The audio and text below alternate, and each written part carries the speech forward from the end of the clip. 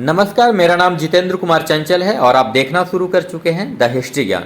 हम लेकर हाजिर हैं प्रेरक कहानियों से जुड़ा कार्यक्रम जीवन कथा, जिसमें हम सुनाते हैं जीवन संघर्षों से जुड़ी कहानी जो आपकी जिंदगी को बेहतरीन बना सके। आज हम जो कहानी सुनाने जा रहे हैं उसको हमने 3 खंडों में विभाजित किया है। पहला खंड कहानी, दूसरा खंड कहानी पर टिप्पणी और तीसरा खंड मोरल ऑफ द स्टोरी। आज हम दुनिया की सबसे बेहतरीन कहानी लेकर हाजिर हैं जो समर्पण, निष्ठावान, प्रेम, विश्वास की पराकाष्ठा ही कर सकते हैं। यह एक ऐसी कहानी है जो सुनते वक्त आपका पूरा मस्तिष्क प्रेम, विश्वास और जो जीवन से निराश हो चुके हैं उनके लिए एक अमृत के समान है। आइए इस कहानी को सुनते हैं। यह कहानी जापान में घटी एक सच्ची घटना है।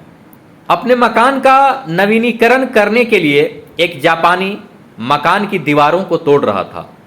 तभी उसने देखा कि दीवार के अंदर की तरफ लकड़ी पर एक छिपकली बाहर से उसके पैर पर ठुकी कील के कारण एक ही जगह पर जमी पड़ी है। जब उसने यह दृश्य देखा तो उसे बहुत दया आई। जब उसने आगे जांच की तो पाया कि वह कील तो उसके मकान बनते समय 5 साल पहले ठोकी गई थी। छिपकली इस स्थिति में 5 साल तक जीवित थी, दीवार के अंधेरे पार्टीशन के बीच बिना हिले डुले। यह अविश्वसनीय, असंभव और चौंका देने वाला था। उसकी समझ से परे था कि एक छिपकली अपनी जगह से 1 इंच भी न हिली, वह कैसे जीवित रह सकती है। उसने यह देखने के लिए कि छिपकली अब तक क्या करती रही है और कैसे भोजन की जरूरत को पूरा कर रही है, अपना काम रोक दिया। थोड़ी ही देर बाद पता नहीं कहां से एक दूसरी छिपकली अपने मुंह में भोजन दबाए उस फंसी हुई छिपकली को खिलाने के लिए आई। यह दृश्य उस व्यक्ति के दिल के अंदर तक छू गया। अद्भुत! दूसरी छिपकली ने अपने साथी के बचने की उम्मीद नहीं छोड़ी थी। वह पहली छिपकली को पिछले 5 साल से भोजन करवा रही थी। अजीब है, एक छोटा सा जंतु तो यह कर सकता है, पर हम मनुष्य जैसे प्राणी जिसे बुद्धि में सर्वश्रेष्ठ होने का आशीर्वाद मिला हुआ है, नहीं कर सकते। आइए कहानी के दूसरा खंड पर चलते हैं, जिसे हमने टिप्पणी का नाम दिया था। कहते हैं कि पूरे ब्रह्मांड में शारीरिक बनावट के हिसाब से देखें तो कई लाखों जीवों से कमजोर मालूम होता है आदमी। जंगली जानवरों में अनेक ऐसे जानवर हैं जो चंद पलों में मनुष्यों को मौत की नींद सुला सकते हैं। थोड़े और विस्तार से जाएं तो कई ऐसे छोटे छोटे जीव हैं, कीड़े मकोड़े हैं, जिसके डंक मात्र से आदमी की जान जा सकती है।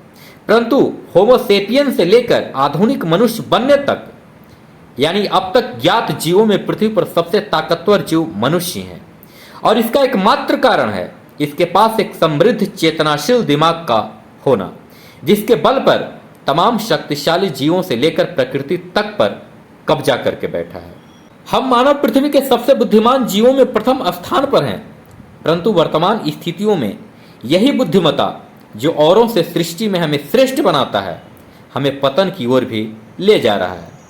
कभी कभी जहर का इस्तेमाल दवा के रूप में और दवा का इस्तेमाल जहर के रूप में भी किया जाता है।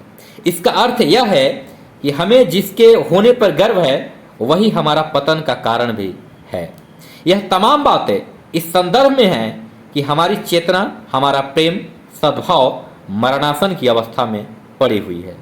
इसका कारण है एक दूसरे से आगे निकलने की घोर और अति महत्वाकांक्षा। हम विकास की सीढ़ियां बिना किसी को पीछे धकेले हुए भी चढ़ सकते हैं। अगर किसी लाइन से बड़ी लाइन खींचनी हो तो इसका मतलब यह नहीं होता कि उस लाइन को छोटी कर दी जाए, बल्कि हम उससे बड़ी लाइन भी खींच सकते हैं।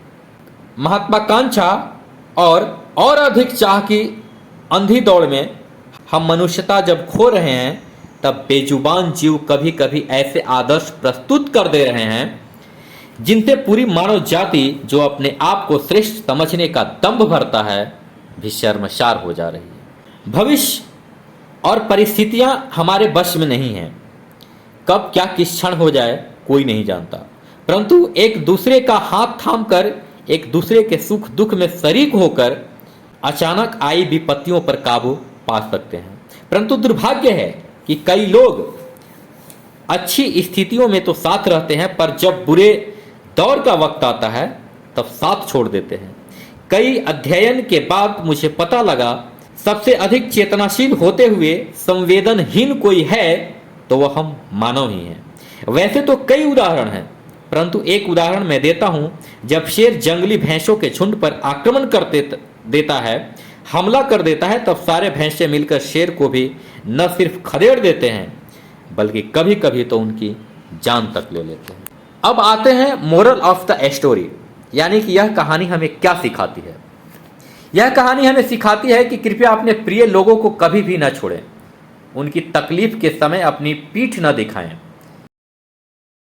आज आप सौभाग्यशाली हो सकते हैं, पर कल तो अनिश्चित ही है, और कल चीजें बदल भी सकती हैं।